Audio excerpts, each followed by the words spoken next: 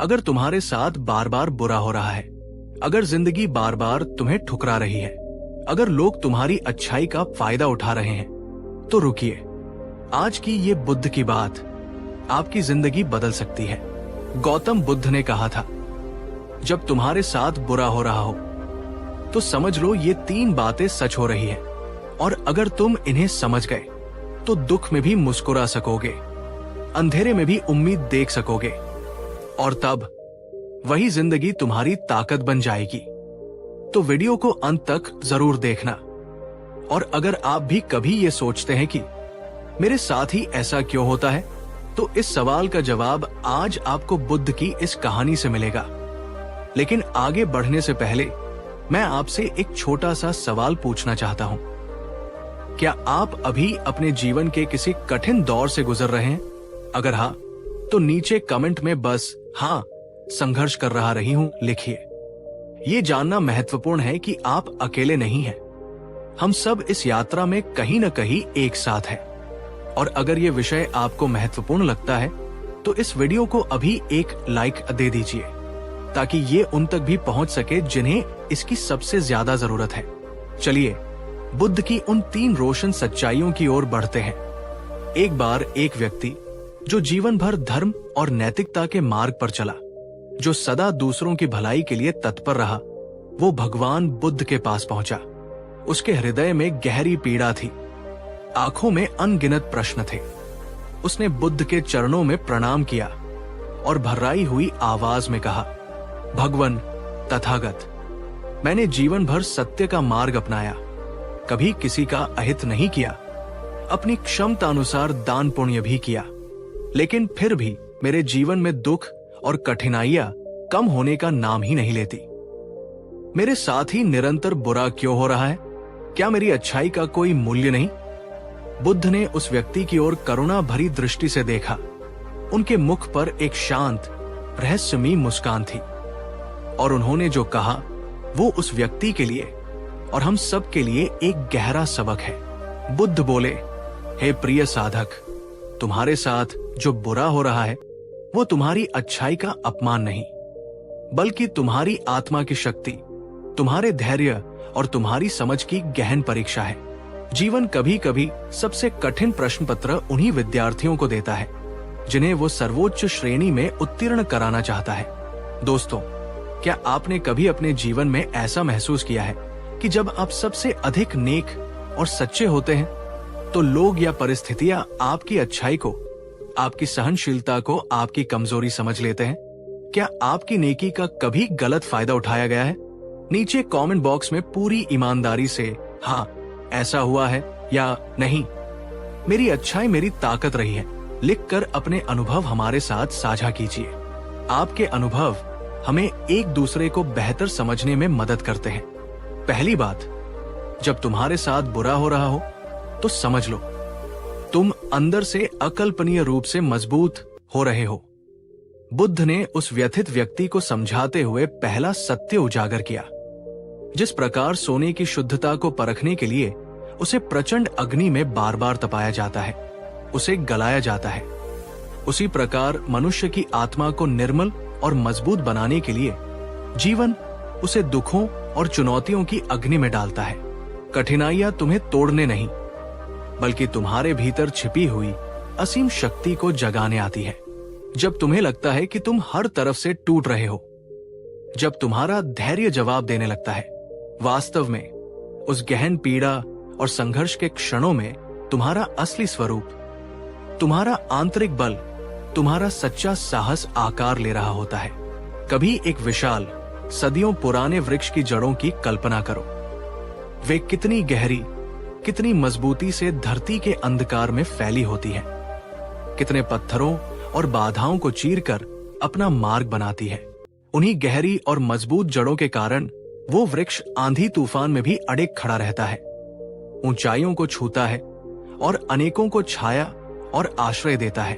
उसी तरह जब जीवन तुम्हें परिस्थितियों के थपेड़ों से नीचे गिरा रहा हो, जब तुम्हें लगे कि तुम असफल हो रहे हो, तो समझ लेना कि ये गिरावट तुम्हें स्थायी रूप से नष्ट करने के लिए नहीं, बल्कि ये तुम्हें उस गहरी नींव को बनाने का अवसर दे रही है। जो तुम्हें भविष्य में एक अभूतपूर्व उड़ान भरने और महान ऊंचाइयों तक पहुंचने में सक्षम बनाएगी। ये एक विरोधाभास है। बाहरी तौर पर तुम कमजोर दिख सकते हो, पर भीतरी तौर पर तुम फौलाद बन रहे होते हो। मेरे प्यारे दोस्तों, जरा अपने अतीत में झांक कर देखिए। क्या आपके जीवन में कभी कोई ऐसा भयानक दौर आया था? कोई ऐसी चुनौती, कोई ऐसा नुकसान जिसने आपको उस समय पूरी तरह से झकझोर कर रख दिया हो? आपको लगा हो कि अब सब खत्म हो गया, और आज जब आप उस अनुभव को पीछे मुड़कर देखते हैं, तो क्या आप ये महसूस नहीं करते कि उसी बुरे अनुभव ने आपको अंदर से पहले से कहीं ज्यादा मजबूत, ज्यादा समझदार और ज्यादा सहनशील बना दिया? नीचे कमेंट में अपने उस अनुभव को एक शब्द में बयां करें, जैसे हाँ, मैं और मजबूत हुआ हुई, या उसने मुझे जीना सिखाया। आपकी ये स्वीकारोक्ति किसी और के लिए उम्मीद की एक किरण बन सकती है, जो अभी उसी अंधकार से गुजर रहा हो। और अगर आपको बुद्ध की ये पहली बात दिल को छू गई हो, अगर आपको लगता है कि ये सत्य है, तो इस वीडियो को एक लाइक जरूर करें। ये आपका उन सभी के प्रति समर्थन होगा जो मुश्किलों से लड़कर मजबूत बन रहे हैं। दूसरी बात, जब तुम्हारे साथ बुरा हो रहा हो तो समझ लो, अदृश्य कर्मों का गहन लेखा जोखा चल रहा है। बुद्ध ने अपनी बात को आगे बढ़ाते हुए दूसरा गूढ़ रहस्य खोला। हे साधक, ये भी समझो कि तुम्हारे साथ जो कुछ भी घटित हो रहा है, अच्छा या बुरा, वो केवल संयोग नहीं है। वो तुम्हारे अपने ही कर्मों का, चाहे वे इस जीवन के हो या पिछले अनगिनत जन्मों के, एक जटिल और अटल परिणाम है, जो बीज तुमने जाने अनजाने अतीत के किसी क्षण में बोया था। वो आज तुम्हारे सामने एक वृक्ष के रूप में, एक फल के रूप में प्रकट हो रहा है। दुख या कठिनाई, ये कोई ईश्वर का अन्यायपूर्ण दंड नहीं होता, और नहीं ये किसी बाहरी शक्ति का प्रकोप होता है। ये तो प्रकृति का एक शाश्वत नियम है, एक प्रकार की कर्मशाला है, एक कक्षा है, जिसमें हमें ये सिखाया जाता है कि हमारे कौन से विचार, कौन से वचन और कौन से कर्म स्वयं हमारे और दूसरों के लिए हितकर हैं, और कौन से अहितकर। ये हमें जागरूक बनाने का एक अवसर है। जो कुछ भी हमारे साथ वर्तमान में हो रहा है, उसका कारण हमेशा इसी जीवन के प्रत्यक्ष कर्मों में खोजना पर्याप्त नहीं होता। हमारा अस्तित्व एक अनंत यात्रा है, और हमारे कर्मों की श्रृंखला भी उतनी ही लंबी और गहरी है। बुद्ध ने इस संदर्भ में एक मार्मिक कथा सुनाई थी। एक बार एक युवक जो अत्यंत गुणी और धर्मात्मा था, बुद्ध के पास आया। उसके जीवन में लगातार आपदाएं आ रही थी।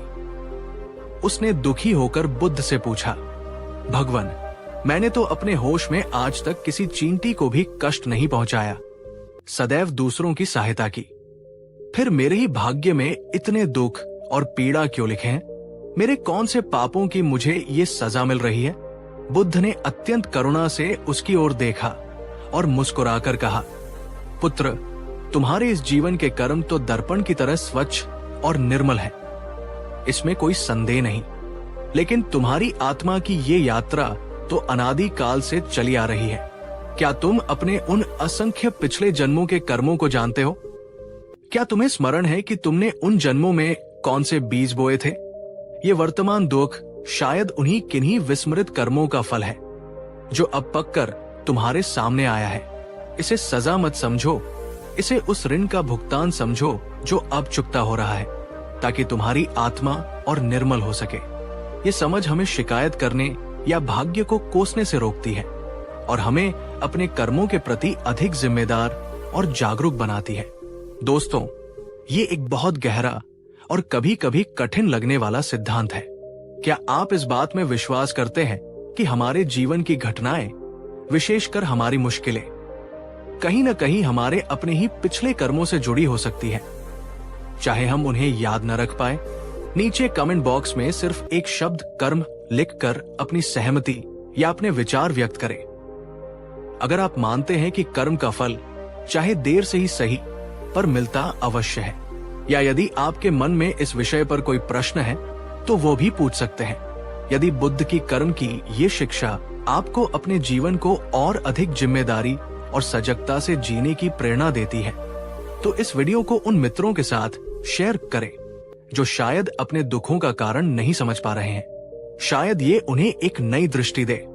तीसरी बात, जब तुम्हारे साथ बुरा हो रहा हो तो समझ लो, जीवन तुम्हें किसी ऊंचे उद्देश्य के लिए ऊपर उठा रहा है।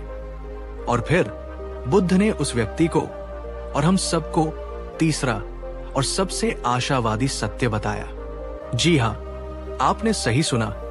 जब परिस्थितियां तुम्हें नीचे धकेल रही हो तो अक्सर ये एक संकेत होता है कि ब्रह्मांड तुम्हें किसी उच्चतर अवस्था की ओर ले जाने की तैयारी कर रहा है। बुद्ध ने कहा, हर चोट तुम्हें केवल नीचे नहीं गिराती, कुछ चोटें तुम्हें पंख देती है, तुम्हें उड़ना सिखाती है। कुछ कठिनाइयां तुम्हें सांसारिक मोहमाया से जगाकर आध्यात्मिक ऊंचाइयों की ओर प्रेरित करती है। जैसे एक बांस का पेड़ अपनी प्रारंभिक अवस्था में कई वर्षों तक बहुत धीमी गति से बढ़ता है, लगभग अदृश्य सा रहता है, लेकिन उस दौरान वो अपनी जड़ों को धरती में बहुत गहराई तक बहुत मजबूती से स्थापित कर रहा होता है। और फिर अचानक एक समय ऐसा आता है जब वो आश्चर्यजनक तेजी से आकाश की ओर बढ़ने लगता है, दूसरों को पीछे छोड़ देता है। उसी तरह जब जीवन तुम्हारे साथ बार बार बुरा कर रहा हो, जब तुम्हें लगे कि तुम्हारी प्रकृति रुक गई है, तो ये समझो कि ये ठहराव, ये संघर्ष तुम्हें भीतर से उस महान कार्य, उस उच्च उद्देश्य के लिए तैयार कर रहा है जिसके लिए तुम्हारा जन्म हुआ है। ये तुम्हारी आध्यात्मिक जड़ों को मजबूत करने का समय है। बुद्ध के वचन गहन अर्थ रखते हैं, जिसे जीवन बार बार तोड़ता है, जिसे वो अग्नि परीक्षाओं से गुजारता है। जीवन अक्सर उसी आत्मा को सबसे बड़ी जिम्मेदारी, सबसे बड़ी करुणा और सबसे गहरी प्रज्ञा भी सौंपता है। शायद तुम एक साधारण जीवन जीने के लिए नहीं बने हो, शायद तुम्हारे भीतर कुछ असाधारण छिपा है, और ये कठिनाइयां उसी असाधारणता को बाहर लाने का माध्यम है। ये दुख तुम्हें सांसारिक चीजों की क्षण भंगुरता दिखाकर तुम्हें शाश्वत सत्य की ओर, आत्मज्ञान की ओर मोड़ने का एक प्रयास हो सकता है। प्रिय मित्रों, क्या आपने कभी अपने जीवन में ये अनुभव किया है कि किसी बड़ी मुश्किल, किसी गहरे दुख या किसी दर्दनाक अंत के बाद जब आप उस दौर से बाहर निकले तो आपने स्वयं को न केवल भावनात्मक रूप से अधिक मजबूत पाया, बल्कि आध्यात्मिक रूप से भी अधिक उन्नत, अधिक शांत और जीवन के प्रति अधिक जागरूक महसूस किया? जैसे कि उस मुश्किल ने आपको एक नई ऊंचाई पर पहुंचा दिया हो। नीचे कमेंट में मैं उठ खड़ा हुआ हुई और आगे बढ़ा बढ़ी लिखें। अगर आपने भी दर्द को शक्ति में बदलकर, निराशा को आशा में बदलकर एक नया बेहतर जीवन शुरू किया है, आपका ये कथन दूसरों के लिए प्रेरणा का स्रोत बनेगा। बुद्ध का अंतिम और सबसे महत्वपूर्ण संदेश, दुख जीवन का अंत नहीं, वह तो तुम्हारे भीतर के प्रकाश की, आत्मज्ञान की शुरुआत है। बुद्ध ने अपने उपदेशों में कभी भी दुख के अस्तित्व को नकारा नहीं। उन्होंने ये नहीं कहा कि दुख काल्पनिक है, बल्कि उन्होंने हमें दुख को समझने, उसकी प्रकृति को जानने और उसके कारणों को पहचानकर उससे मुक्त होने का मार्ग दिखाया।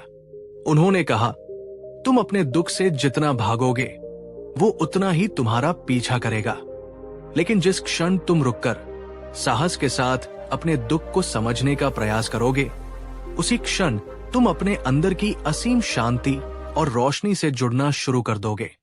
दुख कोई ईश्वरीय दंड नहीं है, और नहीं ये तुम्हारी किस्मत की खराबी का प्रमाण है, बल्कि अक्सर ये तुम्हारी आत्मा की एक गहरी पुकार है, एक संकेत है कि अब बाहरी दुनिया की भागदौड़ से थोड़ा विराम लेकर अपने भीतर की यात्रा शुरू करने का समय आ गया है। जब तुम्हारे साथ बार बार बुरा हो रहा हो, तो शायद जीवन या ब्रह्मांड की शक्ति तुमसे ये कह रही है, अब बाहर के समाधान खोजना बंद करो, अब दूसरों को दोष देना बंद करो, अपने अंदर देखो, अपने मन की गहराइयों में उतरो। वहीं पर तुम्हें असली शांति मिलेगी, वहीं पर तुम्हें अपने सभी प्रश्नों के उत्तर मिलेंगे। ये दुख तुम्हें वैराग्य की ओर, अनासक्ति की ओर और अंततः निर्वाण की ओर ले जाने का एक माध्यम बन सकता है, यदि तुम इसे सही दृष्टि से देखो। अब क्या करना है जब दुख आए? बुद्ध का व्यावहारिक मार्गदर्शन। तो मेरे प्यारे दोस्तों, जब अगली बार जीवन तुम्हें किसी कठिन परीक्षा में डाले, जब परिस्थितियां तुम्हें तोड़ने की कोशिश करे, तो निराश होकर टूटो मत, हताश होकर बिखरो मत, बल्कि एक क्षण के लिए ठहर जाओ, शांत हो जाओ, अपनी श्वासों पर ध्यान केंद्रित करो और बस अपने आप से ये एक प्रश्न पूछो, ये अनुभव, ये पीड़ा, ये चुनौती मुझे क्या सिखाने की कोशिश कर रही है? इसके पीछे मेरे लिए क्या गहरा संदेश छिपा है? तब तुम पाओगे कि दुख अक्सर दूसरों के दिए हुए घाव नहीं होते, बल्कि ये तुम्हारी अपनी आत्मा की अगली सीढ़ी होते हैं, जिस पर चढ़कर तुम्हें और ऊंचा उठना है और अधिक प्रज्ञावान बनना है। और हाँ, अगर ये वीडियो, बुद्ध के ये वचन आपकी आत्मा को छू पाए हैं, अगर इन्होंने आपके मन में कोई नई आशा जगाई है, तो कृपया अपने हृदय की भावनाओं को व्यक्त करते हुए इसे एक लाइक जरूर करें। नीचे कमेंट में लिखकर मुझे बताएं, मैं अब दुख को एक शिक्षक के रूप में देखती हूं, या जो भी आपके मन में बुद्ध के प्रति श्रद्धा या इस शिक्षा के प्रति आभार हो, और इस अमूल्य ज्ञान को, इस शांति के संदेश को उन सभी दोस्तों, परिवारजनों और परिचितों के साथ शेयर करें, जो आज शायद अपने जीवन के किसी अंधकारमय कोने में अकेले बैठकर अंदर ही अंदर टूट रहे हैं, और जिन्हें इस प्रकाश की सबसे अधिक आवश्यकता है। और जाने से पहले नीचे कमेंट करके ये जरूर बताइएगा, बुद्ध द्वारा बताई गई इन 3 बातों में से कौन सी एक बात ने आज आपके हृदय को सबसे ज्यादा स्पर्श किया, आपको सबसे ज्यादा सोचने पर मजबूर किया? मैं आपके हर एक कमेंट को पढ़ता हूं और उनसे सीखता हूं। आपके बहुमूल्य समय और ध्यान के लिए हृदय से धन्यवाद मित्रों। अगली बार हम फिर मिलेंगे एक नई कहानी, एक नई प्रेरणा, एक नई गहरी शिक्षा के साथ। तब तक अपना और अपनों का ध्यान रखें, अपने मन को शांत रखें और बुद्ध की इन अनमोल बातों को केवल सुने नहीं, बल्कि अपने जीवन में उतारने का, उन्हें जीने का प्रयास करें। कहानी 2। क्या कभी आपके जीवन में ऐसा समय आया है जब सब कुछ बिखरता हुआ सा लगा हो, जब निराशा के काले बादल इतने घने हो कि उम्मीद की एक किरण भी दिखाई न दे, जब मन घबराता हो, दिल डूबता हो और भविष्य अंधकार में लगता हो? हम सब कभी न कभी जीवन के ऐसे तूफानों से गुजरते हैं। बुरा समय, चुनौतियां और असफलताएं जीवन का एक अपरिहार्य हिस्सा है। लेकिन सवाल ये नहीं है कि बुरा समय क्यों आता है, सवाल ये है कि जब वह आता है तो हम उसका सामना कैसे करते हैं? क्या हम घबराकर टूट जाते हैं, या हम जागकर उसे अपनी सबसे बड़ी ताकत में बदल देते हैं? आज मैं आपके साथ भगवान गौतम बुद्ध के वो 5 अचूक सूत्र साझा करने जा रहा हूं, जो आपके बुरे से बुरे समय को भी एक अवसर में, एक शक्ति में बदलने की क्षमता रखते हैं। ये सूत्र केवल शब्द नहीं, बल्कि वो प्रकाश स्तंभ है जो आपको निराशा के सागर में भी सही दिशा दिखाएंगे। तो अपनी कुर्सी पर आराम से बैठ जाइए, अपनी सांसों को थोड़ा धीमा कीजिए और इस यात्रा में मेरे साथ चलिए। ये सिर्फ एक वीडियो नहीं, ये आपके भीतर सोई हुई उस असीम शक्ति को जगाने का एक प्रयास है। लेकिन आगे बढ़ने से पहले मैं आपसे एक छोटा सा सवाल पूछना चाहता हूं। जब आपके जीवन में बुरा समय आता है तो आपकी पहली प्रतिक्रिया क्या होती है? क्या आप घबरा जाते हैं, उदास हो जाते हैं, या किसी समाधान की तलाश करते हैं? नीचे कमेंट बॉक्स में एक शब्द में या एक वाक्य में जरूर बताइए। मैं आपके अनुभवों को जानना चाहता हूं। चलिए अब उन सूत्रों की ओर बढ़ते हैं जो आपके जीवन को एक नई दिशा दे सकते हैं। बहुत समय पहले की बात है। श्रावस्ती नगरी में विशाख नाम का एक प्रतिष्ठित और सफल व्यापारी रहता था। उसका व्यापार दूर दूर तक फैला था। गोदाम हमेशा माल से भरे रहते थे और उसके चेहरे पर हमेशा एक आत्मविश्वास और संतोष की चमक रहती थी। लोग उसका सम्मान करते थे और वो अपने परिवार के साथ सुखी जीवन व्यतीत कर रहा था। लेकिन जैसा कि जीवन का नियम है, समय हमेशा एक सा नहीं रहता। एक वर्ष अप्रत्याशित रूप से राज्य में भयंकर सूखा पड़ा। फसलें नष्ट हो गईं, व्यापार ठप हो गया और लोगों की क्रय शक्ति समाप्त हो गई। विशाख का सारा माल गोदामों में पड़ा रह गया। उसके बाद एक विनाशकारी बाढ़ ने उसके कई गोदामों को और बचे हुए माल को भी नष्ट कर दिया। एक के बाद एक विपत्तियों ने उसे घेर लिया। जो विशाख कल तक नगर का सबसे धनी व्यापारी था, आज वो दरिद्रता के कगार पर आ खड़ा हुआ था। उसके मित्र और रिश्तेदार भी उससे कतराने लगे। उसका आत्मविश्वास टूट गया। मन में घोर निराशा और भय ने घर कर लिया। उसे अपना भविष्य अंधकारमय दिखने लगा। रातें आंखों में कटने लगी और दिन चिंता में। वो लगभग टूट चुका था। दोस्तों, क्या आपके जीवन में भी कभी ऐसा अप्रत्याशित मोड़ आया है जब सब कुछ ठीक चलते चलते अचानक बिगड़ गया हो? जब आपकी सारी योजनाएं धरी की धरी रह गई हो? नीचे कमेंट में हाँ या नहीं लिखकर अपने अनुभव साझा कर सकते हैं। ये जानने से कि हम अकेले नहीं हैं, हिम्मत मिलती है। विशाख की ये हालत देखकर उसकी पत्नी ने उसे भगवान बुद्ध की शरण में जाने की सलाह दी, जो उन दिनों पास के जेतवन विहार में ठहरे हुए थे। निराशा और हताशा से घिरा विशाख एक आखिरी उम्मीद लेकर बुद्ध के पास पहुंचा। विशाख जब बुद्ध के पास पहुंचा तो उसकी आंखों में आंसू थे, आवाज में कंपन था। उसने अपनी सारी व्यथा बुद्ध के चरणों में रख दी। भगवान, मेरा सब कुछ लुट गया, मान सम्मान, धन संपत्ति, यहां तक कि जीने की इच्छा भी समाप्त होती जा रही है। मैं क्या करूं? मुझे कोई रास्ता नहीं सूझ रहा। मैं इस बुरे समय से कैसे बाहर निकलूं? ये घबराहट मुझे जीने नहीं दे रही।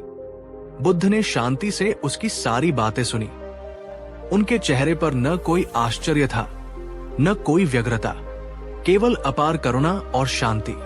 जब विशाख अपनी बात कहकर चुप हुआ तो बुद्ध ने अपनी अमृतमयी वाणी में कहा, विशाख, जीवन में सुख और दुख, उत्थान और पतन, धूप और छाव की तरह आते जाते रहते हैं। कोई भी अवस्था स्थायी नहीं है। तुम पहले व्यक्ति नहीं हो जिसके जीवन में कठिनाइयां आई हैं, और नहीं अंतिम होगे। महत्वपूर्ण ये नहीं है कि विपत्ति आई, महत्वपूर्ण ये है कि तुम उसका सामना कैसे करते हो। बुद्ध ने आगे कहा, घबराहट और भय अंधेरे की तरह है। ये तभी तक शक्तिशाली लगते हैं जब तक ज्ञान का प्रकाश न जले। आज मैं तुम्हें वो 5 सूत्र दूंगा जो तुम्हारे इस अंधकार को मिटाकर तुम्हारे भीतर साहस और समझ का दीपक जलाएंगे।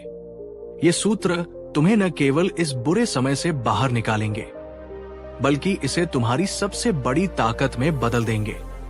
विशाख ने आशा भरी नजरों से बुद्ध की ओर देखा। सूत्र 1, जो है जैसा है उसे स्वीकार करो, वास्तविकता से मत भागो। बुद्ध ने अपना पहला सूत्र बताते हुए कहा, विशाख, तुम्हारा पहला कदम होना चाहिए स्वीकृति। जो स्थिति है, जैसी भी है, उसे पूरी तरह से स्वीकार करो। इस तथ्य को स्वीकार करो कि तुम्हारा व्यापार नष्ट हो गया है, तुम्हारी संपत्ति चली गई है। इस वास्तविकता से लड़ने या इसे नकारने की कोशिश मत करो। उन्होंने समझाया, जब हम वास्तविकता को स्वीकार नहीं करते तो हम अपने मन में एक निरंतर संघर्ष पैदा करते हैं। ऐसा क्यों हुआ? मेरे साथ ही क्यों हुआ? ऐसा नहीं होना चाहिए था। ये विचार हमें और अधिक पीड़ा देते हैं। स्वीकृति का अर्थ हार मान लेना नहीं है, बल्कि स्थिति को स्पष्ट रूप से देखना है ताकि तुम आगे का मार्ग तय कर सको। जब तक तुम ये स्वीकार नहीं करोगे कि तुम एक गड्ढे में गिर गए हो, तब तक तुम उससे बाहर निकलने की योजना कैसे बनाओगे? घबराहट तब उत्पन्न होती है जब हम जो हो चुका है उसे बदलने की व्यर्थ चेष्टा करते हैं, या जो हमारे नियंत्रण में नहीं है उसे नियंत्रित करने का प्रयास करते हैं। दोस्तों, क्या आप भी कभी किसी ऐसी अप्रिय स्थिति या सच्चाई को स्वीकार करने से बचते रहे हैं जिसका सामना करना आपके लिए मुश्किल रहा हो? क्या आपने महसूस किया है कि जब तक आप उस सच्चाई को स्वीकार नहीं करते, तब तक मन में एक अजीब सी बेचैनी बनी रहती है? कमेंट में बताइए, आपकी सबसे बड़ी चुनौती क्या रही है जिसे स्वीकार करने में आपको समय लगा? प्रैक्टिकल उपाय: जब भी आप किसी बुरे समय या कठिन परिस्थिति में हो, तो कुछ क्षण शांति से बैठें, गहरी सांस लें और मन ही मन या जोर से कहें, मैं इस स्थिति को स्वीकार करती हूं। ये अभी की वास्तविकता है। इसे बार बार दोहराएं जब तक कि आपके मन में इसके प्रति प्रतिरोध कम न हो जाए। यह आपको शांत करेगा और आगे सोचने की शक्ति देगा। अगर बुद्ध का यह पहला सूत्र, स्वीकृति का सूत्र, आपको महत्वपूर्ण लगा हो और आपको लगता है कि यह जीवन में शांति ला सकता है, तो इस वीडियो को अभी एक लाइक जरूर दीजिए। यह आपकी स्वीकृति होगी कि आप अपनी चुनौतियों का सामना करने के लिए तैयार हैं। सूत्र 2, सब कुछ बदलता है। ये बुरा समय भी स्थायी नहीं है। बुद्ध ने विशाख की ओर देखते हुए दूसरा अत्यंत महत्वपूर्ण सूत्र कहा। विशाख, दूसरा सत्य है अनित्यता। संसार में कुछ भी स्थायी नहीं है, सब कुछ परिवर्तनशील है। जैसे सुख के दिन हमेशा नहीं रहते, वैसे ही दुख के दिन भी हमेशा नहीं रहेंगे। ये जो बुरा समय आज तुम्हें पहाड़ जैसा लग रहा है, ये भी बदलेगा, ये भी गुजर जाएगा। उन्होंने समझाया, जब हम ये भूल जाते हैं कि सब कुछ परिवर्तनशील है, तब हम दुख में और अधिक डूब जाते हैं। हम सोचते हैं कि ये निराशा, ये कठिनाई कभी खत्म नहीं होगी। लेकिन जैसे रात के बाद सुबह आती है, पतझड़ के बाद वसंत आता है, वैसे ही हर बुरे समय के बाद अच्छा समय भी अवश्य आता है। घबराहट इसलिए भी होती है क्योंकि हम वर्तमान की कठिनाई को भविष्य का स्थायी सत्य मान लेते हैं। धैर्य रखो और विश्वास रखो कि ये दौर भी बदलेगा। अपनी ऊर्जा इस बदलाव की प्रतीक्षा में और उसके लिए तैयारी करने में लगाओ, न कि निराशा में डूबने में। क्या आपने अपने जीवन में पहले भी बुरे दौर का अनुभव किया है, जो समय के साथ बीत गया और जिसकी जगह बेहतर समय ने ले ली? क्या उस अनुभव ने आपको ये सिखाया कि कोई भी मुश्किल हमेशा के लिए नहीं रहती? नीचे कमेंट में अपने ऐसे किसी अनुभव को संक्षेप में साझा करें, जिसने आपको अनित्यता की शक्ति का एहसास कराया हो। प्रैक्टिकल उपाय: जब भी आप बुरे समय में घबराहट महसूस करें, तो अपनी आंखें बंद करें और याद करें अपने जीवन के उन पिछले कठिन समयों को जो बीत चुके हैं। अपने आप से कहें, जैसे वो समय बीत गया, वैसे ही ये समय भी बीत जाएगा। कुछ भी स्थायी नहीं है। मैं धैर्य रखूंगी। आप चाहे तो एक डायरी में लिख सकते हैं, ये भी बीत जाएगा। दिस टू शैल पास। दोस्तों, अगर बुद्ध का ये दूसरा सूत्र, अनित्यता का सूत्र, आपको आशा और धैर्य देता है, तो इस वीडियो को उन लोगों के साथ शेयर जरूर कीजिए जो अभी किसी कठिन दौर से गुजर रहे हैं और जिन्हें ये याद दिलाने की जरूरत है कि उम्मीद अभी बाकी है।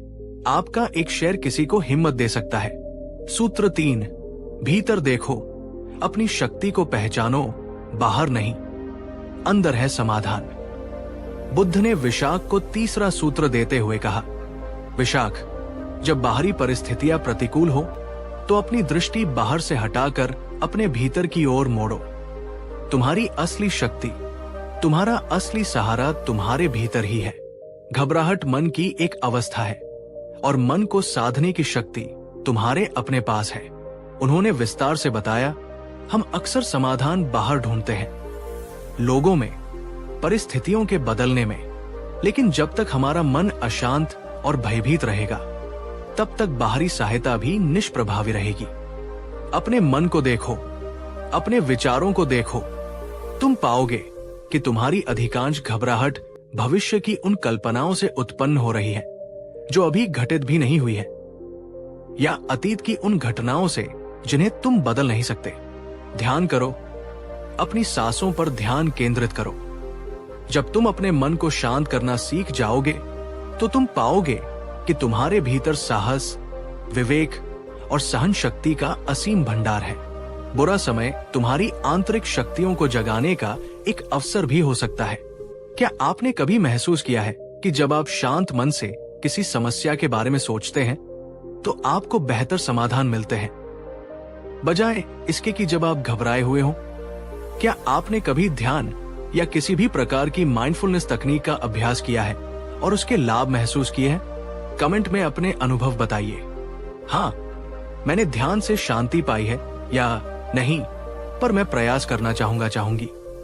प्रैक्टिकल उपाय: प्रतिदिन कम से कम 10 से 15 मिनट शांत स्थान पर बैठकर अपनी आती जाती सांसों पर ध्यान केंद्रित करें। जब विचार आए तो उन्हें बिना किसी जूझमेंट के देखें और जाने दें। अपने आप से कहें, मैं शांत हूं, शक्ति मेरे भीतर है। ये अभ्यास आपको घबराहट के क्षणों में स्थिरता प्रदान करेगा। क्या आप आज से अपने भीतर की शक्ति को जगाने का संकल्प लेते हैं? अगर हां, तो कमेंट में लिखिए, मैं अपने भीतर देखूंगी और अपनी शक्ति को पहचानूंगी। ये संकल्प आपको आत्मविश्वास देगा। और हां, अगर ये सूत्र आपके दिल को छू गया है तो लाइक बटन दबाकर अपना समर्थन जरूर दिखाएं। सूत्र 4, सही कर्म करो। अपना प्रयास मत छोड़ो, निष्क्रियता भय को बढ़ाती है। बुद्ध ने विशाख को कर्म का महत्व समझाते हुए चौथा सूत्र दिया। विशाख, स्वीकृति का अर्थ निष्क्रियता नहीं है। अनित्यता का अर्थ हाथ पर हाथ धरे बैठे रहना नहीं है। और भीतर देखने का अर्थ दुनिया से कट जाना नहीं है। चौथा सूत्र है, सही कर्म पर ध्यान केंद्रित करो। वो करो जो तुम्हारे नियंत्रण में है और परिणाम की चिंता किए बिना अपना सर्वश्रेष्ठ प्रयास करो। उन्होंने समझाया, बुरा समय अक्सर हमें निष्क्रिय और हताश बना देता है। हम सोचना बंद कर देते हैं, प्रयास करना छोड़ देते हैं, लेकिन निष्क्रियता घबराहट और भय को और बढ़ाती है। जब तुम सही दिशा में छोटे छोटे कदम भी उठाते हो तो तुम्हारा आत्मविश्वास लौटता है। सोचो कि इस वर्तमान परिस्थिति में तुम क्या सबसे अच्छा कर सकते हो। कौन से ऐसे कर्म हैं जो स्थिति को थोड़ा बेहतर बना सकते हैं या तुम्हें भविष्य के लिए तैयार कर सकते हैं। हो सकता है तुम तुरंत अपनी पुरानी स्थिति में न लौट सको, लेकिन हर छोटा सकारात्मक कर्म तुम्हें आगे बढ़ाएगा। अपने कौशल को निखारो, नए अवसर तलाशो या बस अपने स्वास्थ्य और मन की देखभाल करो। कर्म ही दुख के चक्र से बाहर निकलने का मार्ग है। क्या आपने कभी अनुभव किया है कि जब आप किसी समस्या से घबराकर निष्क्रिय हो जाते हैं तो वो समस्या और बड़ी लगने लगती है, और जब आप उसके समाधान के लिए छोटे छोटे कदम उठाना शुरू करते हैं तो आपका डर कम होने लगता है। आज आपकी सबसे बड़ी चुनौती क्या है और उसके समाधान के लिए आप कौन सा एक छोटा सही कर्म आज कर सकते हैं? नीचे कमेंट में साझा करें, शायद दूसरों को भी प्रेरणा मिले। प्रैक्टिकल उपाय, अपनी वर्तमान समस्या को छोटे छोटे हिस्सों में तोड़ें। हर हिस्से के लिए 1 या 2 ऐसे कर्म या कार्य सोचें जो आप कर सकते हैं। उन्हें लिख लें और प्राथमिकता के अनुसार उन पर काम करना शुरू करें। हर शाम अपने किए गए प्रयासों की सराहना करें, चाहे वे कितने भी छोटे क्यों न हो। कहें, मैंने आज अपना सर्वश्रेष्ठ प्रयास किया, मैं सही कर्म कर रही हूं। अगर आप बुद्ध के इस चौथे सूत्र, सही कर्म का सूत्र से सहमत हैं और मानते हैं कि प्रयास करते रहना ही आगे बढ़ने का रास्ता है, तो कमेंट में लिखिए, मैं सही कर्म पर ध्यान केंद्रित करूंगी।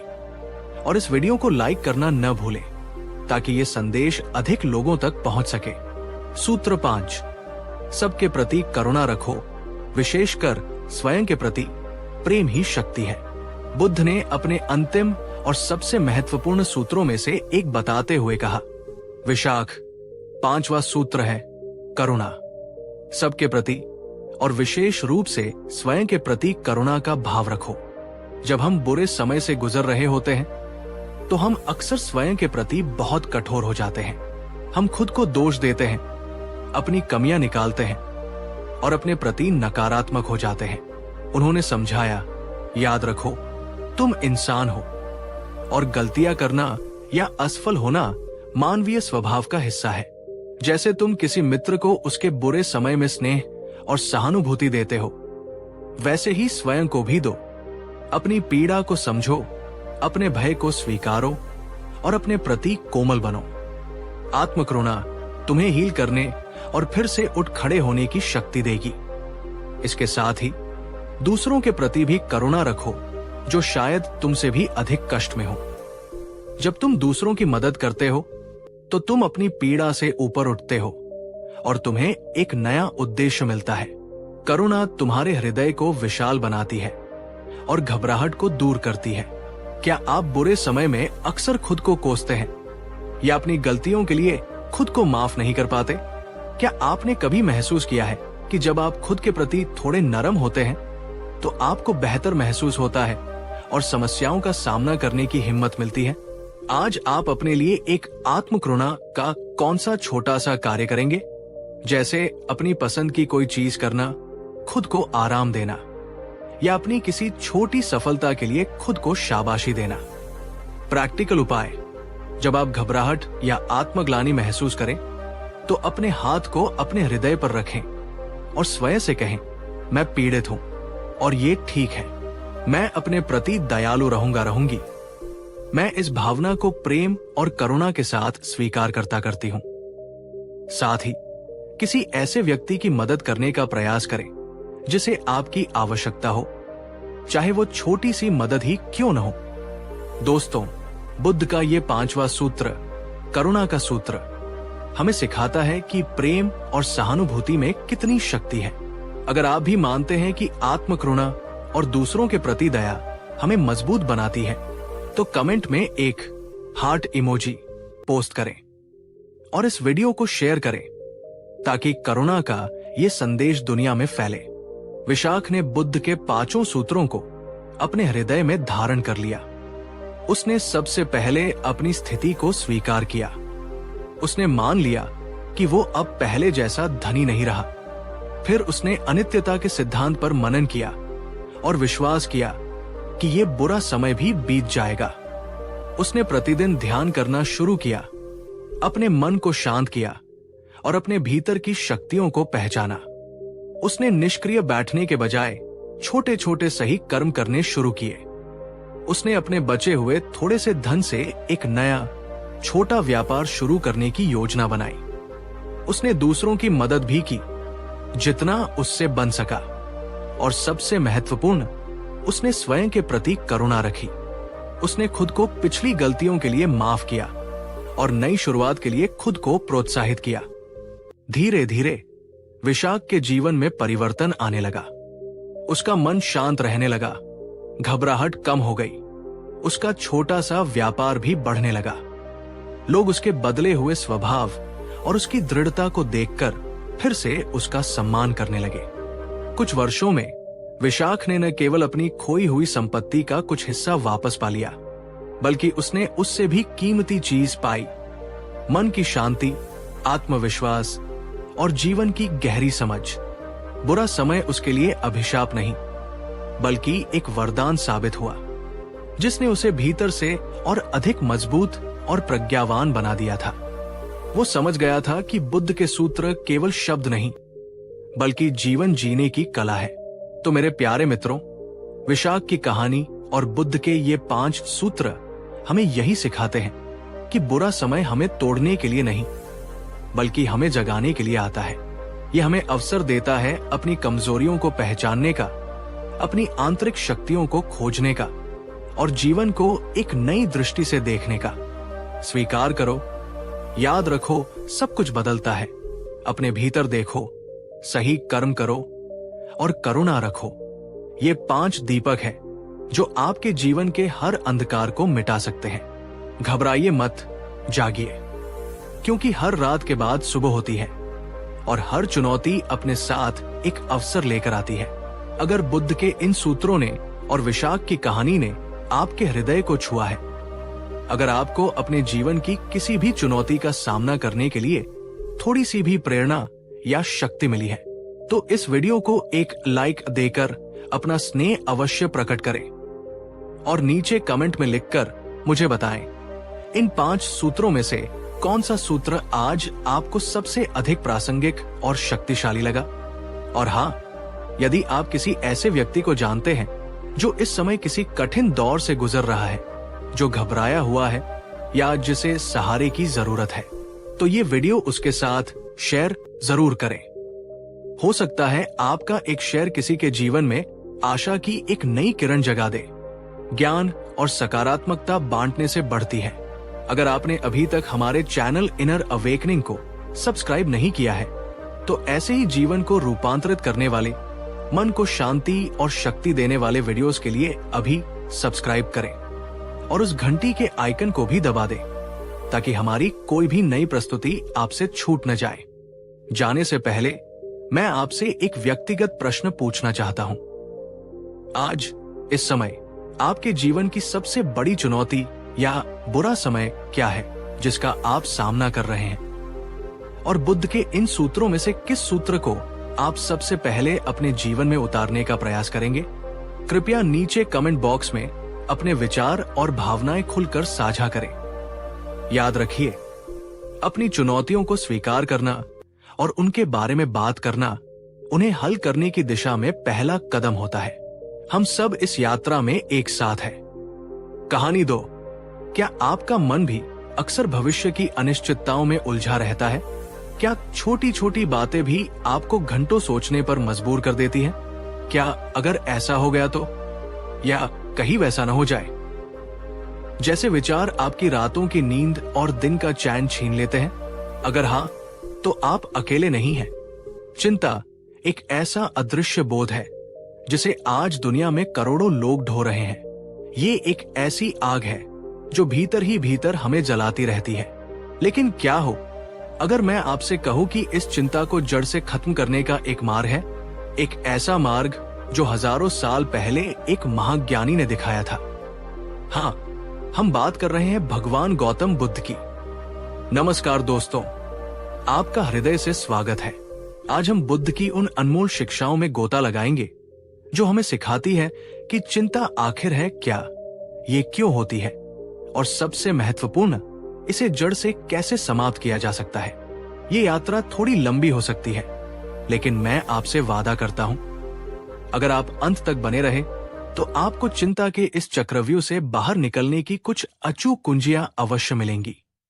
और हाँ, अगर आप भी चिंता मुक्त जीवन की ओर पहला कदम बढ़ाना चाहते हैं तो अभी इस वीडियो को एक लाइक कर दीजिए और नीचे कमेंट में मुझे बताइए आपकी सबसे बड़ी चिंता क्या है जो अक्सर आपको परेशान करती है, जैसे स्वास्थ्य, करियर, रिश्ते, भविष्य आदि। मैं आपके हर कमेंट को पढ़ता हूं और समझता हूं। तो चलिए अपने मन को थोड़ा शांत कीजिए और इस ज्ञान यात्रा पर मेरे साथ चलिए। बहुत समय पहले श्रावस्ती नगरी में धनपाल नाम का एक धनी व्यापारी रहता था। उसके पास सब कुछ था, बड़ा व्यापार, सुंदर घर, भरा पूरा परिवार। लेकिन एक चीज थी जो उसके पास नहीं थी, मन की शांति। धनपाल हर समय चिंता में डूबा रहता था। अगर इस बार माल समय पर नहीं पहुंचा तो, अगर समुद्री तूफान ने मेरे जहाज डुबो दिए तो, अगर मेरा बेटा व्यापार संभालने में असफल रहा तो, अगर मैं बीमार पड़ गया तो मेरे परिवार का क्या होगा? उसका मन हर पल भविष्य की आशंकाओं और अनिश्चितताओं के जाल में फंसा रहता था। रात को उसे नींद नहीं आती थी, दिन में उसे किसी काम में मन नहीं लगता था। उसकी सेहत बिगड़ने लगी थी और उसके चेहरे की रौनक गायब हो चुकी थी। क्या आपके जीवन में भी ऐसे अगरमगर वाले विचार आते हैं जो आपको अंदर से खोखला करते रहते हैं? क्या आप भी अक्सर उन चीजों के बारे में सोचकर परेशान होते हैं जो अभी हुई भी नहीं है और शायद कभी होंगी भी नहीं? नीचे कमेंट बॉक्स में हाँ या नहीं लिखकर अपनी स्थिति साझा करें। ये जानना महत्वपूर्ण है कि हम कहां खड़े हैं। धनपाल ने कई वैद्यों को दिखाया, कई ज्योतिषियों से सलाह ली, यज्ञ भी करवाए, लेकिन उसके मन की चिंता कम नहीं हुई। वो थक चुका था, हार चुका था। एक दिन धनपाल ने सुना कि भगवान बुद्ध पास के जेतवन विहार में ठहरे हुए हैं। उसके मन में एक क्षीण सी आशा जागी। वो तुरंत बुद्ध की शरण में पहुंचा। बुद्ध उस समय अपने भिक्षुओं को ध्यान और प्रज्ञा पर उपदेश दे रहे थे। उनके चारों ओर एक अद्भुत शांति का आभा मंडल था। धनपाल ने बुद्ध के चरणों में प्रणाम किया और रुंधे गले से अपनी व्यथा सुनाई। भगवान, तथागत, मैं इस चिंता की अग्नि में जल रहा हूं। मेरे पास सब कुछ होते हुए भी मेरे मन में शांति नहीं है। कृपा करके मुझे इस दुख से बाहर निकलने का मार्ग दिखाएं। बुद्ध ने धनपाल को शांत भाव से देखा। उनकी आंखों में करुणा और समझ थी। वे कुछ क्षण मौन रहे, फिर धीमे, स्पष्ट शब्दों में बोले, धनपाल, तुम्हारी चिंता का कारण तुम्हारी बाहरी परिस्थितियां नहीं, बल्कि तुम्हारे मन की भीतरी अवस्था है। तुम उन चीजों से बंधे हो जो अनित्य है, परिवर्तनशील है। बुद्ध ने समझाया, चिंता 3 मूल कारणों से उत्पन्न होती है। धनपाल, अतीत में जीना, पुरानी गलतियों, असफलताओं या बुरे अनुभवों को बार बार याद करके दुखी होना, भविष्य में भटकना, आने वाले कल की अनिश्चितताओं, संभावित खतरों और अपनी इच्छाओं के पूरा न होने के भय में खोए रहना, वर्तमान की उपेक्षा, जो क्षण अभी तुम्हारे पास है उसे न जीकर, उसे न समझकर उसे व्यर्थ जाने देना। बुद्ध ने कहा, तुम्हारा मन या तो बीते हुए कल के बोझ तले दबा है या आने वाले कल की कल्पनाओं में उड़ा जा रहा है। वो वर्तमान में स्थिर नहीं है और यही तुम्हारी सारी चिंता का मूल है। धनपाल अवाक होकर बुद्ध को सुनता रहा। उसे लगा जैसे किसी ने उसके मन की गहराइयों को पढ़ लिया हो। दोस्तों, क्या आप भी अक्सर अपने मन को अतीत की गलियों में या भविष्य के बादलों में भटकता हुआ पाते हैं? बुद्ध की ये पहली शिक्षा कितनी सटीक लगती है ना? अगर आप सहमत हैं, तो इस गहरी समझ के लिए एक लाइक तो बनता है और उन मित्रों के साथ शेयर करें जो शायद इसी दुविधा में फंसे हों। बुद्ध ने धनपाल को चिंता से मुक्ति की पहली कुंजी दी, वर्तमान क्षण में जीना। उन्होंने कहा, धनपाल, जो बीत गया वो एक सपने की तरह है, अब उसका कोई अस्तित्व नहीं। उसे पकड़कर रखने से तुम्हें केवल पीड़ा मिलेगी। अपनी गलतियों से सीखो, लेकिन उनके बोझ तले मत दबो। उन्हें क्षमा करो, स्वयं को क्षमा करो और आगे बढ़ो। और जो भविष्य अभी आया ही नहीं, उसकी कल्पना करके क्यों भयभीत होते हो? भविष्य अनिश्चित है और उसे नियंत्रित करने का प्रयास करना रेत को मुट्ठी में पकड़ने जैसा है। तुम केवल अपने वर्तमान कर्मों से अपने भविष्य को एक दिशा दे सकते हो, उसे पूरी तरह नियंत्रित नहीं कर सकते। बुद्ध ने आगे समझाया, चिंता तब कम होती है जब तुम अपना पूरा ध्यान, अपनी पूरी ऊर्जा वर्तमान क्षण में जो कर रहे हो उस पर लगाते हो। जब तुम भोजन कर रहे हो तो केवल भोजन करो। जब तुम चल रहे हो तो केवल चलो। जब तुम सांस ले रहे हो तो अपनी हर सांस के प्रति सजग रहो। प्रैक्टिकल उपाय वर्तमान में जीने के लिए। सांस पर ध्यान। दिन में जब भी चिंता महसूस हो, कुछ पल रुककर अपनी आती जाती सांसों पर ध्यान केंद्रित करें। महसूस करें कि हवा कैसे नाक से अंदर जा रही है और कैसे बाहर आ रही है। यह आपको तुरंत वर्तमान में ले आएगा। एक समय में एक काम, मल्टीटास्किंग से बचे। जब आप कोई काम कर रहे हो तो अपना पूरा ध्यान उसी पर लगाएं। इंद्रिय जागरूकता। अपने आसपास की चीजों को अपनी 5 इंद्रियों से महसूस करें। क्या देख रहे हैं, क्या सुन रहे हैं, क्या सूंघ रहे हैं, क्या स्पर्श कर रहे हैं, क्या स्वाद ले रहे हैं, इस पर ध्यान दें। एक सवाल आपसे, क्या आप अक्सर भोजन करते समय टीवी देखते हैं या चलते समय मोबाइल पर बात करते हैं? क्या आपको लगता है कि ऐसा करने से आप वर्तमान क्षण से दूर हो जाते हैं? नीचे कमेंट में अपने अनुभव साझा करें। क्या आप आज से एक समय में एक काम करने का प्रयास करेंगे? लिखिए, मैं वर्तमान में जीऊंगा जिएंगी। बुद्ध ने धनपाल को चिंता से मुक्ति की दूसरी महत्वपूर्ण कुंजी बताई, अनासक्ति का अभ्यास। उन्होंने कहा, धनपाल, तुम्हारी अधिकांश चिंताएं तुम्हारी आसक्तियों से उत्पन्न होती है। वस्तुओं से आसक्ति, लोगों से आसक्ति, परिणामों से आसक्ति और स्वयं अपनी पहचान से भी आसक्ति। हम चाहते हैं कि चीजें हमेशा वैसी रहें जैसी हम चाहते हैं। हम चाहते हैं कि हमारे प्रियजन हमेशा हमारे साथ रहें। हम चाहते हैं कि हमें हमेशा सफलता ही मिले। लेकिन जीवन का स्वभाव परिवर्तनशील है, अनित्य है, कुछ भी स्थायी नहीं है। बुद्ध ने समझाया, जब तुम किसी चीज से बहुत ज्यादा आसक्त हो जाते हो तो उसके खोने का डर, उसके बदलने का डर तुम्हें घेर लेता है और यही डर चिंता का रूप ले लेता है। अनासक्ति का अर्थ उदासीनता या संवेदनहीनता नहीं है धनपाल। इसका अर्थ है प्रेम करो, कर्म करो, जिम्मेदारियां निभाओ, लेकिन किसी भी परिणाम से किसी भी व्यक्ति या वस्तु से अपने मन को इतना मत बांधो कि उसके बदलने या चले जाने पर तुम्हारा अस्तित्व ही हिल जाए। कमल के पत्ते पर पानी की बूंद की तरह रहो, पत्ते पर रहते हुए भी उससे अछूते, उससे निर्लिप्त। प्रैक्टिकल उपाय अनासक्ति के लिए अनित्यता का चिंतन। नियमित रूप से इस बात का चिंतन करें कि जीवन में सब कुछ परिवर्तनशील है। आपकी संपत्ति, आपके रिश्ते, आपका स्वास्थ्य और स्वयं आप भी। यह आपको चीजों को हल्के में लेना सिखाएगा। अपेक्षाओं को कम करें। दूसरों से और स्वयं से भी अवास्तविक अपेक्षाएं रखना छोड़ दें। हर कोई अपनी समझ और क्षमता के अनुसार कर्म करता है। परिणाम की चिंता किए बिना कर्म करें। अपना सर्वश्रेष्ठ प्रयास करें, लेकिन परिणाम को ईश्वर या प्रकृति पर छोड़ दें। भगवद गीता में भी यही सिखाया गया है। कर्मण्येवाधिकारस्ते मा फलेषु कदाचन। दोस्तों, क्या आपको लगता है कि हमारी बहुत सारी चिंताएं हमारी गहरी आसक्तियों और अपेक्षाओं से ही जन्म लेती हैं? जब हम किसी परिणाम को बहुत कसकर पकड़ लेते हैं, तभी तो उसके न मिलने का डर हमें सताता है। अगर बुद्ध की ये शिक्षा आपको महत्वपूर्ण लगी हो तो इस वीडियो को लाइक करें और अपने विचार कमेंट में लिखें। क्या कोई ऐसी चीज है जिससे आप बहुत ज्यादा आसक्त हैं और उसे छोड़ने का विचार ही आपको चिंतित कर देता है?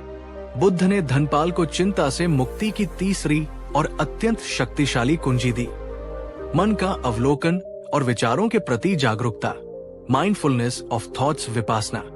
उन्होंने कहा, धनपाल, तुम्हारा मन एक बंदर की तरह है जो एक डाल से दूसरी डाल पर कूदता रहता है।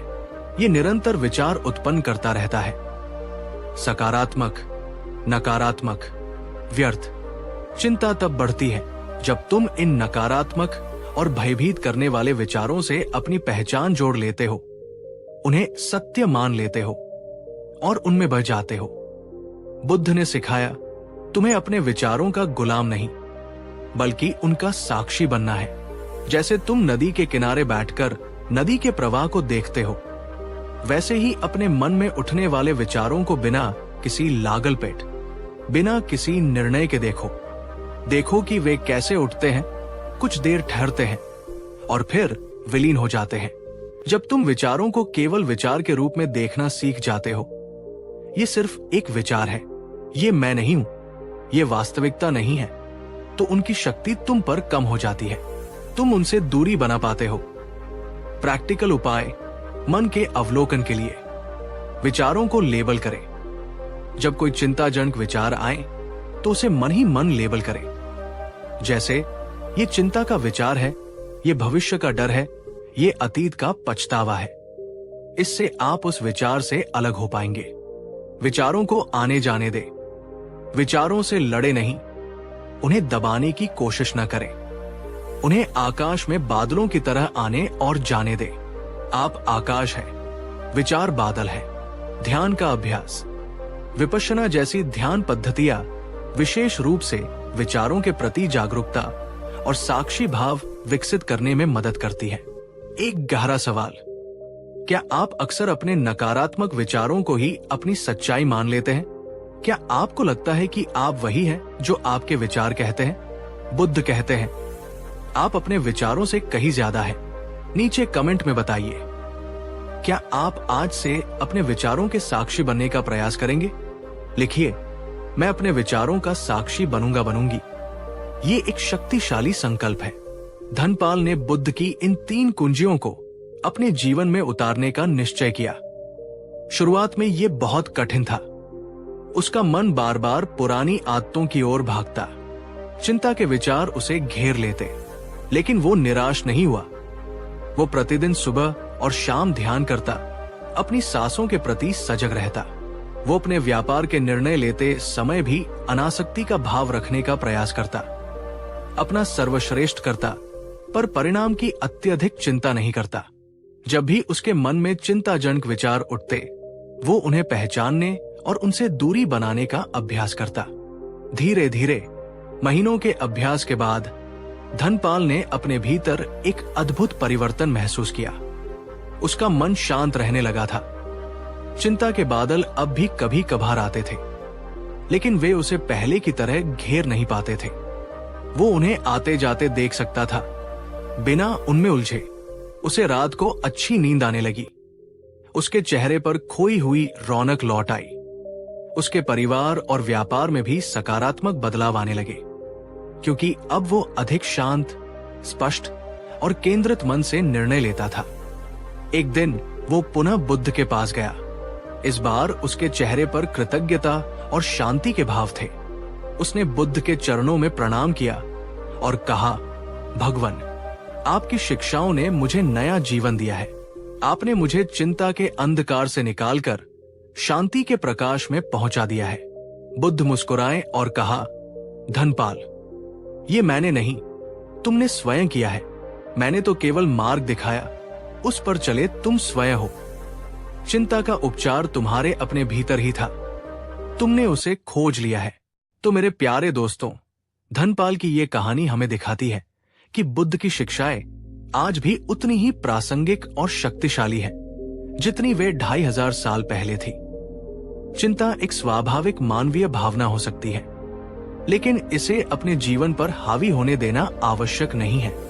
बुद्ध की सिखाई ये 3 कुंजियां: वर्तमान क्षण में जीना, अनासक्ति का अभ्यास करना, अपने विचारों का साक्षी बनना, ये वे उपकरण हैं जिनका उपयोग करके हम धीरे धीरे चिंता की जड़ों को कमजोर कर सकते हैं और अंततः उन्हें उखाड़ फेंक सकते हैं। ये एक दिन का काम नहीं है, ये निरंतर अभ्यास और धैर्य की यात्रा है। अगर इस वीडियो ने, बुद्ध की इन शिक्षाओं ने आपके मन को छुआ है और आपको चिंता से मुक्ति की एक नई आशा दी है, तो अपनी कृतज्ञता और सहमति व्यक्त करने के लिए इस वीडियो को एक लाइक अवश्य करें। आपका हर लाइक हमें यह बताता है कि हम सही दिशा में काम कर रहे हैं। और नीचे कमेंट में लिखकर मुझे जरूर बताइए, आज की इन 3 कुंजियों में से कौन सी एक कुंजी आप आज से ही अपने जीवन में अपनाने का संकल्प लेते हैं? क्या आप वर्तमान में जीने का अभ्यास करेंगे, अनासक्ति का, या विचारों के साक्षी बनेंगे? आपका संकल्प आपके लिए पहला कदम होगा। और हाँ, इस वीडियो को अपने उन सभी दोस्तों, परिवार वालों और प्रियजनों के साथ शेयर जरूर करिए जिन्हें आप जानते हैं कि वे चिंता या तनाव से जूझ रहे हैं। हो सकता है आपका एक शेयर किसी के जीवन में शांति का सवेरा ले आए। अगर आपने अभी तक हमारे चैनल को सब्सक्राइब नहीं किया है, तो ऐसे ही जीवन को रूपांतरित करने वाले, मन को शांति और दिशा देने वाले वीडियोस के लिए अभी सब्सक्राइब करें और उस घंटी वाले आइकन को भी दबाना न भूलें, ताकि हमारी अगली ज्ञानवर्धक भेंट आपसे छूट न जाए। जाने से पहले मैं आपसे एक और महत्वपूर्ण प्रश्न पूछना चाहता हूं। बुद्ध की इन शिक्षाओं के अलावा क्या आपका कोई अपना निजी अनुभव या तरीका है जो आपको चिंता को कम करने में मदद करता है? कृपया नीचे कमेंट बॉक्स में अपने विचार और अनुभव खुलकर साझा करें। हो सकता है आपकी बताई कोई छोटी सी बात किसी और के लिए बहुत बड़ी मदद साबित हो जाए। हम सब यहाँ एक दूसरे से सीखने और एक दूसरे का सहारा बनने के लिए हैं। कहानी 4। आज हम यात्रा करेंगे भगवान गौतम बुद्ध की उन गहन शिक्षाओं की ओर, जो हमें दिखाती है कि कैसे अकेलापन, सॉलिट्यूड डरने की नहीं बल्कि अपनाने की चीज है। आज हम जानेंगे बुद्ध द्वारा बताई गई अकेले रहने की वो 5 शक्तिशाली बातें जो सचमुच आपके जीवन को एक नई दिशा, एक नई समझ और एक अभूतपूर्व शांति प्रदान कर सकती है। ये सिर्फ एक वीडियो नहीं, बल्कि आपके अपने भीतर की एक यात्रा होने वाली है। तो इस यात्रा को शुरू करने से पहले मैं आपसे एक छोटा सा पर महत्वपूर्ण सवाल पूछना चाहता हूं। जब आप अकेलापन शब्द सुनते हैं, तो आपके मन में सबसे पहली भावना या विचार क्या आता है? नीचे कमेंट बॉक्स में एक शब्द या एक वाक्य में लिखकर जरूर बताइए। मैं आपके हर जवाब को पढ़ता हूं, क्योंकि ये हमें एक दूसरे को समझने में मदद करेगा। तो चलिए, अपने मन को शांत कीजिए, एक गहरी सांस लीजिए और मेरे साथ इस आत्म रूपांतरण की यात्रा पर चलिए। इससे पहले कि हम बुद्ध के वचनों में गोता लगाएं, आइए स्वयं बुद्ध के जीवन पर एक दृष्टि डालें। राजकुमार सिद्धार्थ, जो कपिल वस्तु के ऐश्वर्य और विलासिता में पले बढ़े, जिनके पास संसार के सारे सुख उपलब्ध थे। लेकिन क्या वे सुखी थे? नहीं, उनके भीतर एक बेचैनी थी, एक खोज थी। जब उन्होंने जीवन के यथार्थ, वृद्धावस्था, बीमारी और मृत्यु को देखा, तो उनका हृदय संसार की क्षणभंगुरता से कांप उठा। उन्होंने उस सन्यासी को भी देखा जिसके चेहरे पर एक अद्भुत शांति थी, संसार के कोलाहल से परे। और तब एक रात उन्होंने सब कुछ त्याग दिया, अपना राज्य, अपना परिवार, अपनी पहचान। वे सत्य की खोज में अकेले निकल पड़े। उनका ये कदम महाभिनिष्क्रमण कहलाया। ये एकांतवास, ये अकेलापन उनकी यात्रा का पहला और सबसे महत्वपूर्ण पड़ाव था। वर्षों तक वे घने जंगलों में, पहाड़ों पर, नदियों के किनारे अकेले भटके, तपस्या की, ध्यान किया। इसी एकांत ने उन्हें अपने मन की गहराइयों में उतरने, अपने विचारों का सामना करने और अंततः बोधगया में पीपल वृक्ष के नीचे परम ज्ञान, बोधि प्राप्त करने में मदद की। सोचिए, अगर सिद्धार्थ ने उस रात अकेले निकलने का साहस न किया होता, अगर वे राजमहल के सुरक्षित और परिचित वातावरण में ही बने रहते, तो क्या वे बुद्ध बन पाते?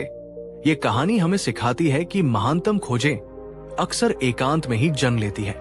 दोस्तों, क्या आपके जीवन में कभी ऐसा क्षण आया है जब आपको लगा हो कि आपको सब कुछ छोड़कर बस कुछ समय के लिए अपने साथ अकेले रहने की जरूरत है? कमेंट में हाँ या नहीं में जवाब दीजिए। अब हम उन 5 शक्तिशाली शिक्षाओं की ओर बढ़ते हैं जो बुद्ध ने एकांत के महत्व के बारे में दी। बुद्ध ने बार बार इस बात पर जोर दिया कि सत्य, शांति और ज्ञान का स्रोत कहीं बाहर नहीं, बल्कि हमारे अपने भीतर ही है। उन्होंने कहा, अप दीपो भव, अर्थात स्वयं अपने दीपक बनो। लेकिन हम अपने भीतर का दीपक कैसे जला सकते हैं अगर हम हमेशा बाहरी दुनिया के शोर और चकाचौंध में खोए रहेंगे? एकांत हमें वो आवश्यक स्थान और शांति प्रदान करता है जहां हम बाहरी विकर्षणों से मुक्त होकर अपने मन की गहराइयों में उतर सके। बुद्ध का वचन जैसे एक शांत और स्थिर झील में ही चंद्रमा का स्पष्ट प्रतिबिंब दिखाई देता है, उसी प्रकार एक शांत और स्थिर मन में ही सत्य का साक्षात्कार होता है। और मन को शांत करने के लिए एकांत एक उत्तम साधन है। जब हम अकेले होते हैं तो हमें अपने विचारों, अपनी भावनाओं, अपने डरों और अपनी आकांक्षाओं का सामना करने का अवसर मिलता है। हम खुद से वे कठिन प्रश्न पूछ पाते हैं जिन्हें हम भीड़ में टाल देते हैं।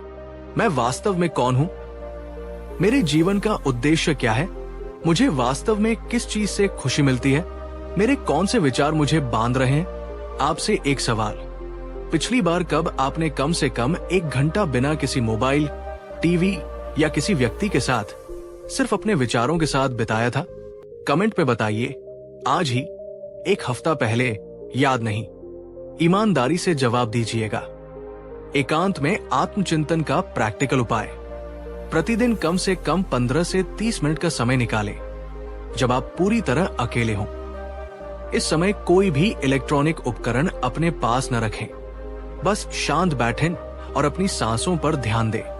अपने विचारों को बिना किसी निर्णय के आने और जाने दें। आप चाहे तो एक डायरी में अपने विचार लिख सकते हैं। ये अभ्यास आपको अपने भीतर की दुनिया से परिचित कराएगा। दोस्तों, अगर बुद्ध की ये पहली शिक्षा आपको महत्वपूर्ण लगी हो और आप अपने भीतर देखने के लिए थोड़ा समय निकालने का संकल्प लेते हैं, तो इस वीडियो को अभी एक लाइक कर दीजिए। ये आपके उस संकल्प का प्रतीक होगा। हमारी आधुनिक दुनिया विकर्षणों से भरी पड़ी है। सोशल मीडिया नोटिफिकेशंस, लगातार बजता फोन, अंतहीन खबरें और लोगों की अपेक्षाएं, ये सब मिलकर हमारे मन को एक अशांत समुद्र की तरह बना देते हैं, जिसमें विचारों की लहरें लगातार उठती रहती हैं। बुद्ध ने सिखाया कि मन की सच्ची शांति और स्पष्टता तभी मिल सकती है जब हम इन बाहरी विकर्षणों से कुछ समय के लिए खुद को दूर कर लें। एकांत हमें ये अवसर प्रदान करता है। बुद्ध का वचन, भावार्थ। जैसे एक गंदला और हिला हुआ पानी जब कुछ देर स्थिर छोड़ दिया जाता है तो मिट्टी नीचे बैठ जाती है और पानी स्वच्छ हो जाता है। उसी प्रकार जब मन को बाहरी विकर्षणों से हटाकर एकांत में स्थिर किया जाता है तो व्यर्थ के विचार शांत हो जाते हैं और मानसिक स्पष्टता प्राप्त होती है। जब हम अकेले होते हैं तो हमारा मन धीरे धीरे शांत होने लगता है, विचारों का कोलाहल कम होता है और हम चीजों को अधिक स्पष्टता से देख पाते हैं। ये मानसिक स्पष्टता हमें बेहतर निर्णय लेने, समस्याओं का रचनात्मक समाधान खोजने और अपने जीवन को अधिक सचेत रूप से जीने में मदद करती है। एक और सवाल आपके लिए, आपके दिन का वो कौन सा समय होता है जब आप सबसे ज्यादा विचलित, डिस्ट्रैक्टेड महसूस करते हैं? और उस समय आपका सबसे बड़ा विकर्षण क्या होता है, जैसे मोबाइल, काम का दबाव, लोगों की बातें? नीचे कमेंट में साझा करें। विकर्षणों से मुक्ति का प्रैक्टिकल उपाय। अपने दिन में विकर्षण मुक्त घंटे निर्धारित करें। उदाहरण के लिए सुबह उठने के बाद पहला घंटा या रात को सोने से पहले का 1 घंटा। इस दौरान अपने फोन को साइलेंट मोड पर या दूसरे कमरे में रख दें। किसी भी स्क्रीन से दूर रहें। इस समय का उपयोग ध्यान, पठन या किसी रचनात्मक कार्य के लिए करें जो आपको शांति दे। क्या आप अपने जीवन में विकर्षणों को कम करने और मानसिक स्पष्टता पाने के लिए ये छोटा सा कदम उठाने को तैयार हैं? अगर हाँ, तो कमेंट में लिखिए, मैं मानसिक स्पष्टता चाहती हूँ। और इस वीडियो को उन दोस्तों के साथ शेयर कीजिए जो हमेशा फोन में उलझे रहते हैं। हम अक्सर अपनी खुशी, अपनी मान्यता और अपने आत्म मूल्य के लिए दूसरों पर निर्भर रहते हैं।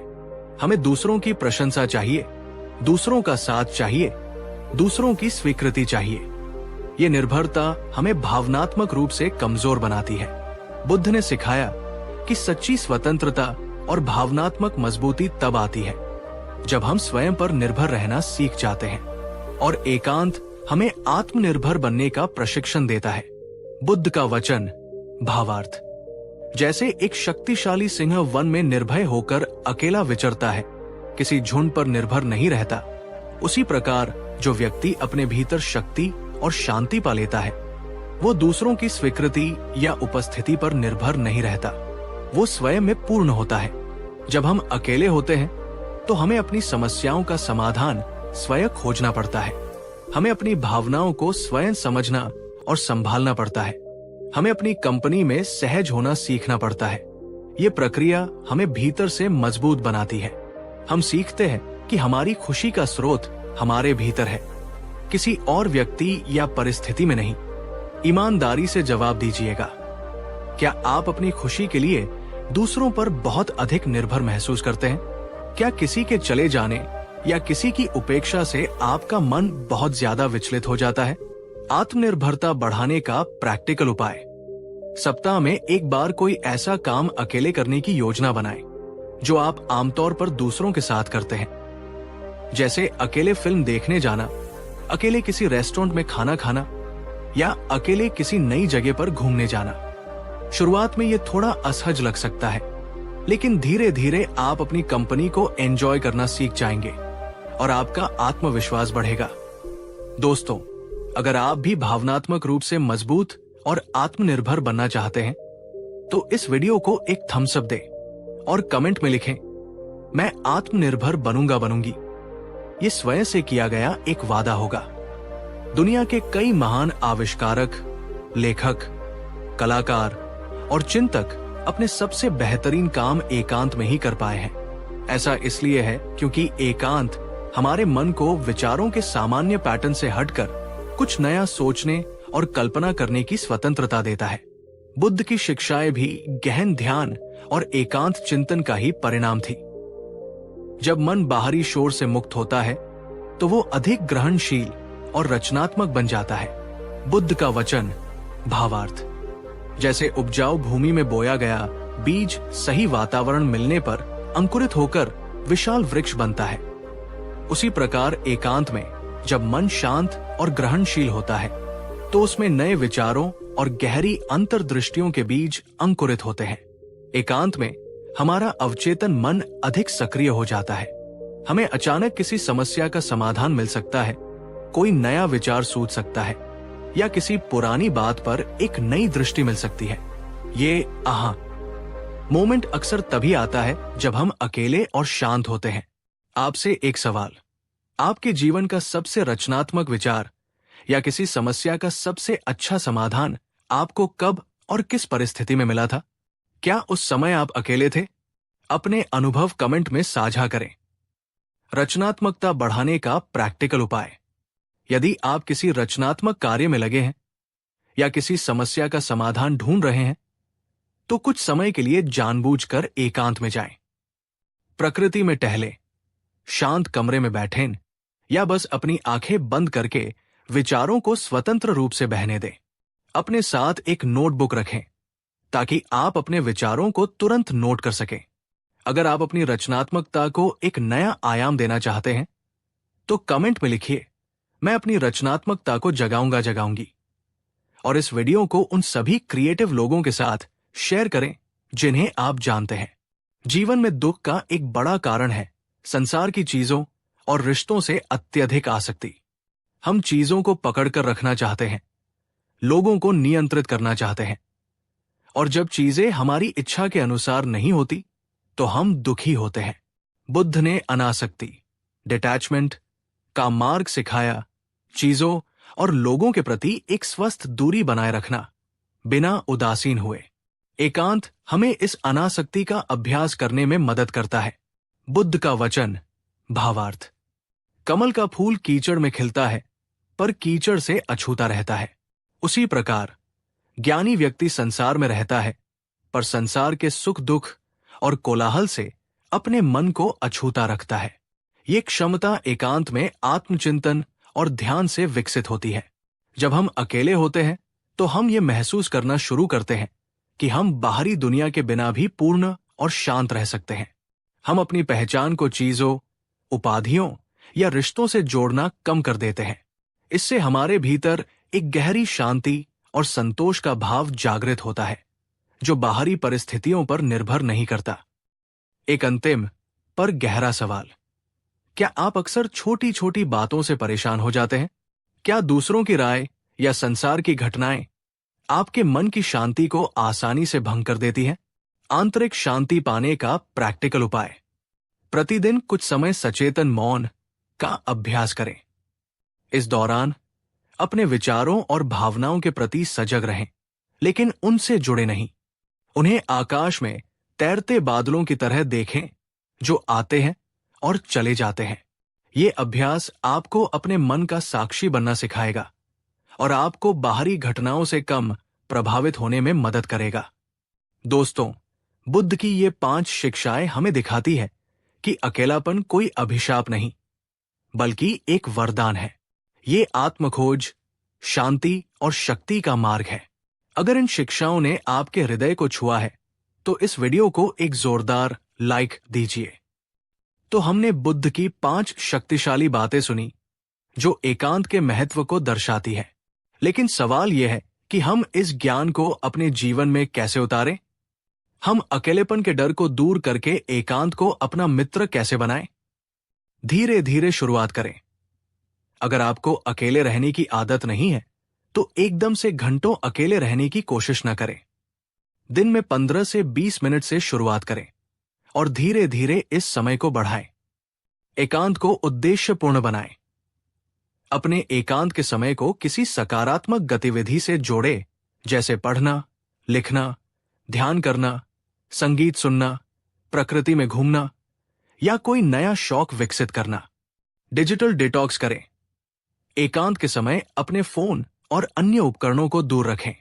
ये आपको अपने साथ जुड़ने में मदद करेगा। अपने विचारों से दोस्ती करें। जब आप अकेले हों तो नकारात्मक विचार आ सकते हैं। उनसे डरे नहीं, उनका सामना करें। उन्हें समझें, वे कहां से आ रहे हैं। धीरे धीरे आप अपने विचारों के मालिक बनना सीख जाएंगे। स्वयं के प्रति दयालु रहें।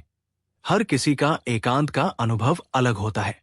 अगर कभी आपको अकेलापन भारी लगे तो निराश न हो। ये एक अभ्यास है जिसमें समय लगता है। याद रखिए, बुद्ध ने स्वयं वर्षों तक एकांत में साधना की थी। एकांत ने ही उन्हें वो ज्ञान दिया जिसे आज पूरी दुनिया पूछती है। तो मेरे प्यारे दोस्तों, आज हमने बुद्ध की उन शिक्षाओं पर चिंतन किया जो हमें एकांत की शक्ति से परिचित कराती है। अकेलापन वो अंधेरी गुफा नहीं है जिससे डरा जाए, बल्कि ये वो शांत स्थान है जहां हम अपने भीतर के प्रकाश को खोज सकते हैं। ये वो दर्पण है जो हमें हमारा असली चेहरा दिखाता है। ये वो शिक्षक है जो हमें आत्मनिर्भरता और आंतरिक शांति का पाठ पढ़ाता है। अब आपकी बारी है। क्या आप अपने जीवन में थोड़ा और एकांत लाने के लिए तैयार हैं? क्या आप बुद्ध के दिखाए इस मार्ग पर चलने का साहस करेंगे? नीचे कमेंट में लिखकर मुझे जरूर बताइए कि बुद्ध की इन 5 शिक्षाओं में से कौन सी एक शिक्षा आपको सबसे ज्यादा प्रेरणादायक लगी और आप उसे अपने जीवन में कैसे अपनाएंगे। उदाहरण के लिए, मुझे अपने भीतर देखो वाली शिक्षा सबसे अच्छी लगी और मैं कल से 15 मिनट अकेले ध्यान करूंगी। आपके कमेंट्स पढ़ना मेरे लिए बहुत मायने रखता है। अगर ये वीडियो आपके दिल तक पहुंचा हो, अगर इसने आपको कुछ नया सोचने पर मजबूर किया हो, तो कृपया इसे एक प्यारा सा लाइक जरूर करें। आपका एक लाइक हमें ऐसे और वीडियो बनाने के लिए प्रेरित करता है। और हाँ, अगर आपको लगता है कि ये वीडियो किसी ऐसे व्यक्ति की मदद कर सकता है जो अकेलेपन से जूझ रहा है या जो अपने जीवन में शांति और दिशा की तलाश में है, तो इसे उसके साथ शेयर करना बिल्कुल न भूलें। ज्ञान बांटने से बढ़ता है। अगर आपने अभी तक हमारे चैनल को सब्सक्राइब नहीं किया है, तो ऐसे ही जीवन बदलने वाले और मन को शांति देने वाले वीडियोस के लिए अभी सब्सक्राइब बटन दबाएं और साथ में घंटी के निशान को भी क्लिक कर दें, ताकि हमारी कोई भी नई वीडियो आपसे छूट न जाए। जाने से पहले एक अंतिम विचार। बुद्ध ने कहा था, शांति भीतर से आती है, उसे बाहर मत खोजो। और एकांत उस भीतरी शांति तक पहुंचने का एक सुंदर और शक्तिशाली मार्ग है। कहानी 4। क्या आपने कभी रात के इन अनगिनत तारों को देखकर सोचा है कि आपकी किस्मत का सितारा कहाँ है? क्या आपकी तकदीर पहले से लिखी जा चुकी है, या आपके हाथों में है वो कलम जिससे आप अपनी कहानी खुद लिख सकते हैं? अक्सर हम सुनते हैं, सब किस्मत का खेल है, जो भाग्य में लिखा है वही होगा। लेकिन क्या सच में हम केवल कठपुतलियां हैं जिनकी डोर किसी और के हाथ में है? आज हम उस महाज्ञानी, उस परम प्रकाश गौतम बुद्ध की शरण में चलेंगे और जानेंगे कि उन्होंने भाग्य और कर्म के इस रहस्य पर क्या कहा। बुद्ध ने कहा था, तुम अपने भाग्य के विधाता हो। तुम्हारा भविष्य किसी और ने नहीं, बल्कि तुमने ही रचा है और तुम ही इसे बदल सकते हो। नमस्कार दोस्तों, आपका एक बार फिर स्वागत है, जहां हम जीवन के गूढ़ रहस्यों को बुद्ध की शिक्षाओं की रोशनी में समझने का प्रयास करते हैं। आज हम बुद्ध की उन 3 मूल बातों पर गहराई से बात करेंगे, जिन्हें समझकर आप ये जान पाएंगे कि कैसे आप सचमुच अपनी किस्मत के निर्माता बन सकते हैं। लेकिन इस यात्रा में अंत तक मेरे साथ बने रहिएगा, क्योंकि हर बात एक नई परत खोलेगी और शायद आज आपको वो चाबी मिल जाए जिससे आप अपने भाग्य के बंद दरवाजे खोल सकें। और हां, अगर आप इस विचार से सहमत हैं कि हम अपनी किस्मत खुद बना सकते हैं, तो अभी इस वीडियो को एक लाइक कर दीजिए और नीचे कमेंट करके बताइए, क्या आपको वाकई लगता है कि आपकी किस्मत आपके अपने हाथों में है? हां या नहीं में जवाब दें। चलिए शुरू करते हैं इस अद्भुत आत्मखोज को। बुद्ध की पहली और सबसे महत्वपूर्ण शिक्षा जो हमें हमारे भाग्य का स्वामी बनाती है, वो है कर्म का सिद्धांत। बुद्ध ने कहा था, मनुष्य अपने कर्मों का उत्तराधिकारी है। उसके कर्म ही उसकी सच्ची संपत्ति है। उसके कर्म ही उसका आश्रय है। जैसे कर्म वो करेगा, अच्छा या बुरा, वैसा ही फल उसे अवश्य मिलेगा। इसे सरल शब्दों में समझे तो जैसा बोओगे वैसा काटोगे। ये कोई सजा या इनाम का सिस्टम नहीं है, बल्कि प्रकृति का एक वैज्ञानिक नियम है, जैसे गुरुत्वाकर्षण का नियम। आप बीज आम का बोएंगे तो आम का पेड़ ही उगेगा, बबूल का नहीं। सोचिए, हम अक्सर अपनी परेशानियों के लिए दूसरों को, परिस्थितियों को या खराब किस्मत को दोष देते हैं। मेरी तो किस्मत ही फूटी है, ग्रहनक्षत्र ठीक नहीं चल रहे, उसने मेरे साथ बुरा किया, इसलिए मैं दुखी हूं। लेकिन बुद्ध कहते हैं, रुको, बाहर देखने से पहले अपने भीतर झांको। तुम्हारे आज के हालात तुम्हारे कल के कर्मों का ही तो परिणाम है, और तुम्हारा आने वाला कल तुम्हारे आज के कर्मों से ही तो बुना जा रहा है। एक कहानी इसे और स्पष्ट करेगी। एक बार दो भाई थे, कबीर और समीर।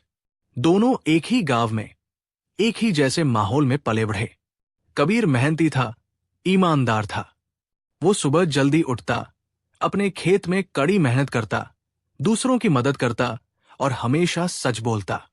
वही समीर आलसी था, बातूनी था। वो देर तक सोता, काम से जी चुराता और अक्सर दूसरों को धोखा देकर अपना फायदा निकालने की कोशिश करता। कुछ वर्षों बाद कबीर एक समृद्ध और सम्मानित किसान बन गया। उसके खेतों में भरपूर फसल होती थी। गांव में सब उसका आदर करते थे। समीर हिंजन, गरीबी और अकेलेपन में जी रहा था। उसकी जमीन बंजर हो चुकी थी और कोई उस पर विश्वास नहीं करता था। एक दिन समीर बुद्ध के पास गया और बोला, भगवन, मेरी किस्मत इतनी खराब क्यों है? मैंने ऐसा क्या पाप किया था कि मुझे ये जीवन मिला, जबकि मेरा भाई कबीर इतने सुख में है?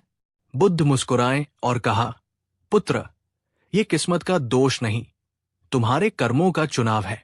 कबीर ने मेहनत, ईमानदारी और सद्भावना के बीज बोए तो उसे सुख और समृद्धि की फसल मिली। तुमने आलस्य, बेईमानी और स्वार्थ के बीज बोए तो तुम्हें अभाव और अशांति की फसल मिली। तुम्हारी किस्मत किसी और ने नहीं, तुमने स्वयं अपने हाथों से लिखी है। प्रैक्टिकल उपाय, आज से अपने हर कार्य, चाहे वो कितना भी छोटा क्यों न हो, को पूरी जागरूकता के साथ करें। अपने विचारों, अपने शब्दों और अपने कर्मों के प्रति सजग रहें। सोने से पहले 5 मिनट शांत बैठकर अपने दिन भर के मुख्य कर्मों को याद करें। क्या वे सकारात्मक थे या नकारात्मक? क्या वे प्रेम और करुणा से प्रेरित थे या भय और स्वार्थ से? दोस्तों, क्या आप मानते हैं कि आपके छोटे छोटे दैनिक कर्म आपके जीवन की बड़ी तस्वीर को प्रभावित करते हैं? अगर हां, तो कमेंट में लिखिए, मेरे कर्म, मेरी किस्मत। और अगर आपको बुद्ध की ये पहली बात दिल को छू गई हो, तो इस वीडियो को शेयर उन लोगों के साथ जरूर करें जो अक्सर अपनी किस्मत को कोसते रहते हैं। शायद उन्हें एक नई दिशा मिल जाए। बुद्ध की दूसरी महत्वपूर्ण शिक्षा जो हमें अपने भाग्य का निर्माता बनाती है, वो है हमारे मन की असीम शक्ति को पहचानना। बुद्ध ने कहा था, मन सभी प्रवृत्तियों का अगुआ है, मन ही प्रधान है, सभी चीजें मनोमय है। यदि कोई दूषित मन से बोलता या कर्म करता है तो दुख उसका पीछा वैसे ही करता है जैसे बैलगाड़ी का पहिया बैल के खुरों का। और यदि कोई शुद्ध मन से बोलता या कर्म करता है तो सुख उसका पीछा वैसे ही करता है जैसे कभी न छोड़ने वाली छाया। इसका अर्थ है, हमारी बाहरी दुनिया हमारे भीतरी मन का ही प्रतिबिंब है। हम जैसा सोचते हैं वैसा ही महसूस करते हैं, और जैसा महसूस करते हैं वैसे ही कर्म करते हैं, और उन्हीं कर्मों से हमारे भाग्य का निर्माण होता है। अगर आपका मन नकारात्मक विचारों, भय, चिंता और क्रोध से भरा है तो आपको दुनिया भी वैसी ही दिखेगी। आपको हर जगह समस्याएं, बाधाएं और निराशा ही नजर आएगी। लेकिन अगर आप अपने मन को सकारात्मक विचारों, प्रेम, करुणा और कृतज्ञता से भरते हैं तो आपकी दुनिया बदल जाएगी।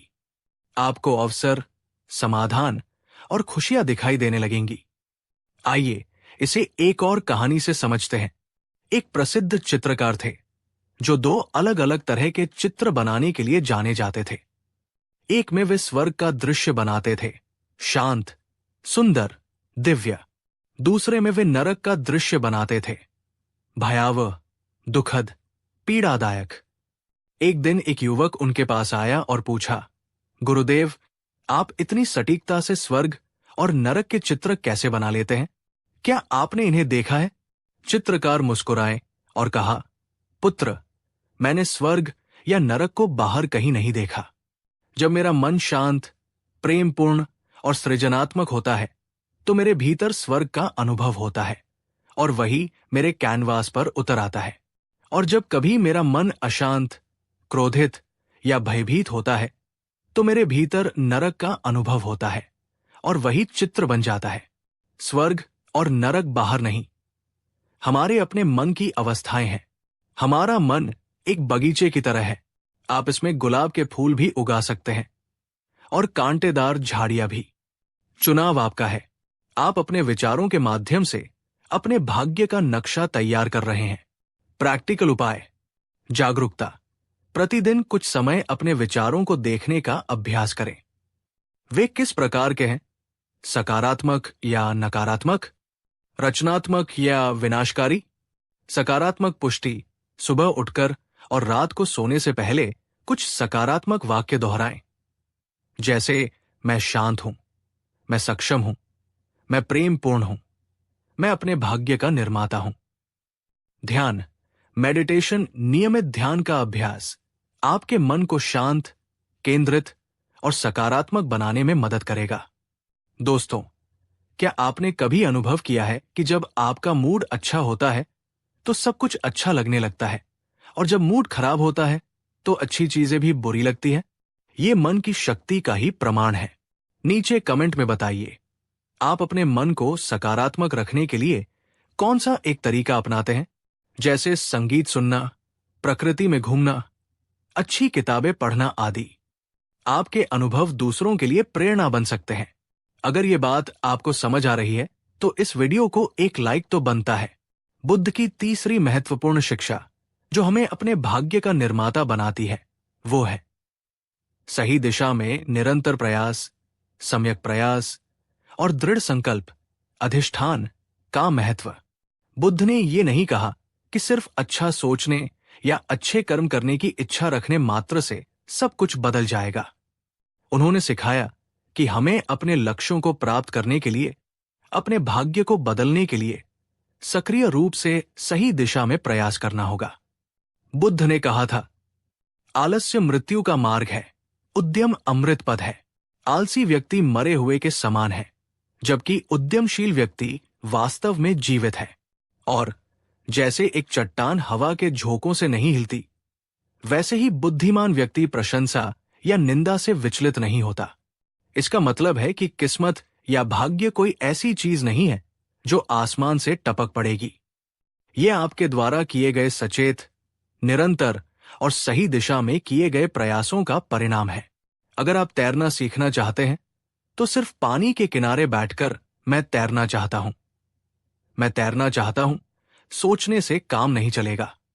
आपको पानी में उतरना होगा, हाथ पैर चलाने होंगे, अभ्यास करना होगा, शायद कई बार पानी भी पीना पड़ेगा, लेकिन निरंतर प्रयास से आप एक दिन तैरना सीख ही जाएंगे। एक और प्रेरक कहानी। एक शिष्य ने अपने गुरु से पूछा, गुरुदेव, मैं आत्मज्ञान प्राप्त करना चाहता हूं, मुझे मोक्ष चाहिए। क्या आप मुझे कोई ऐसा मंत्र या तरीका बता सकते हैं जिससे मुझे ये शीघ्र प्राप्त हो जाए? गुरु उसे पास की नदी पर ले गए। उन्होंने शिष्य का सिर पकड़ा और उसे पानी में डुबो दिया। कुछ देर बाद जब शिष्य छटपटाने लगा तो गुरु ने उसे बाहर निकाला। शिष्य हाफते हुए बोला, गुरुदेव, यह आपने क्या किया? आप तो मुझे मार ही डालते। गुरु ने शांत भाव से पूछा, पुत्र, जब तुम पानी के भीतर थे तो तुम्हें सबसे ज्यादा किस चीज की इच्छा हो रही थी? शिष्य ने तुरंत कहा, सांस की। भगवन, बस एक सांस की। गुरु ने कहा, जिस दिन तुम्हें आत्मज्ञान की, मोक्ष की या अपने जीवन के किसी भी लक्ष्य की उतनी ही तीव्र इच्छा होगी जितनी तुम्हें अभी सांस की थी, और तुम उसके लिए उतना ही तीव्र प्रयास करोगे, उस दिन तुम्हें वो अवश्य प्राप्त होगा। भाग्य का निर्माण इच्छा और सही प्रयास के मिलने से होता है। भाग्य आपके संकल्प और आपके कर्मों की संतान है। अगर आप एक बेहतर भविष्य चाहते हैं तो आपको उसके लिए आज मेहनत करनी होगी, सही निर्णय लेने होंगे और बाधाओं के बावजूद अपने पथ पर डटे रहना होगा। प्रैक्टिकल उपाय: स्पष्ट लक्ष्य।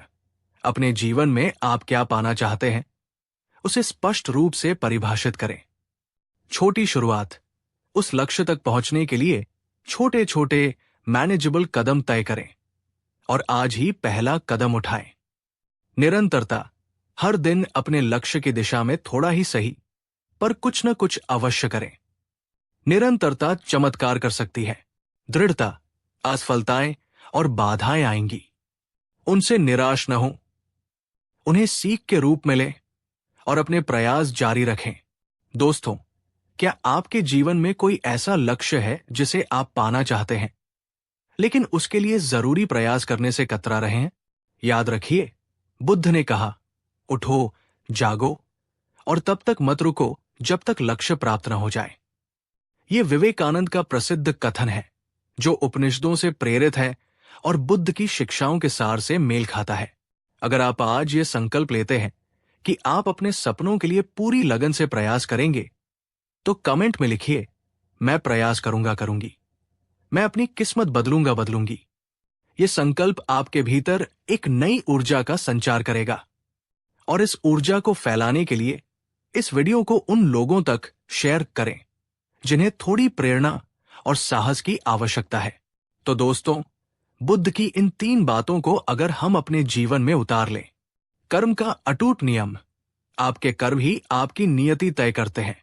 मन की असीम शक्ति, आपका मन ही आपकी दुनिया बनाता है। सम्यक प्रयास और दृढ़ संकल्प, बिना सक्रिय प्रयास के कुछ भी हासिल नहीं होता। तो क्या हमें किसी ज्योतिषी या भाग्य बताने वाले के पास जाने की जरूरत पड़ेगी? क्या हमें अपनी असफलताओं के लिए किसी और को दोष देने की आवश्यकता महसूस होगी? नहीं, क्योंकि तब हम ये जान जाएंगे कि हमारे जीवन की लगाम पूरी तरह हमारे अपने हाथों में है। हम अपने विचारों से, अपने वचनों से, अपने कर्मों से और अपने निरंतर प्रयासों से हर पल अपनी किस्मत को गढ़ रहे हैं। आप ही अपने भाग्य के ब्रह्मा हैं, आप ही विष्णु हैं और आप ही महेश हैं। आप ही सृजन करते हैं, आप ही पालन करते हैं और आप ही चाहें तो पुरानी नकारात्मक आदतों और विश्वासों का सहार करके एक नए, बेहतर भविष्य का निर्माण कर सकते हैं। ये समझ आपको डर से मुक्त करती है, आपको शक्ति देती है और आपको अपने जीवन की जिम्मेदारी लेने के लिए प्रेरित करती है। अगर बुद्ध की इन शिक्षाओं ने आपके दिल को छुआ है, अगर आपको यह महसूस हुआ है कि हां, आप भी अपनी किस्मत बदल सकते हैं, तो अपनी इस भावना को व्यक्त करने के लिए इस वीडियो को एक जोरदार लाइक जरूर करें। आपका हर लाइक हमें ऐसी और वीडियो बनाने के लिए प्रेरित करता है। और नीचे कमेंट में लिखकर मुझे जरूर बताइए, इन 3 बातों में से कौन सी एक बात आपको सबसे ज्यादा शक्तिशाली लगी और क्यों? कर्म का नियम, मन की शक्ति या सम्यक प्रयास? आपके विचार हमारे लिए बहुत महत्वपूर्ण है। और हां, अगर आप चाहते हैं कि आपके मित्र और प्रियजन भी इस ज्ञान से लाभान्वित हो, तो इस वीडियो को उनके साथ शेयर करना बिल्कुल न भूलें। ज्ञान बांटने से बढ़ता है। अगर आपने अभी तक हमारे चैनल ट्रू पाथ फाइंडर को सब्सक्राइब नहीं किया है, तो ऐसे ही जीवन को बदलने वाले, मन को शांति देने वाले और आपको आत्मनिर्भर बनाने वाले वीडियोस के लिए अभी सब्सक्राइब करें और उस घंटी वाले आइकन को भी दबा दें, ताकि हमारी कोई भी नई वीडियो आपसे छूट न जाए। उदास स्माइली, जाने से पहले मैं आपसे एक व्यक्तिगत प्रश्न पूछना चाहता हूं। आज इसी क्षण आप अपनी किस्मत को बेहतर बनाने के लिए कौन सा एक छोटा सा कर्म, विचार या प्रयास करने का संकल्प लेते हैं? उदाहरण के लिए, मैं आज से 10 मिनट ध्यान करूंगा, या मैं आज किसी एक व्यक्ति की बिना किसी अपेक्षा के मदद करूंगा, या मैं आज अपने एक नकारात्मक विचार को बदलकर सकारात्मक विचार सोचूंगा। आपका यह छोटा सा संकल्प आपके महान भाग्य की पहली सीढ़ी बन सकता है। नीचे कमेंट बॉक्स में अपना संकल्प हमारे साथ साझा करें।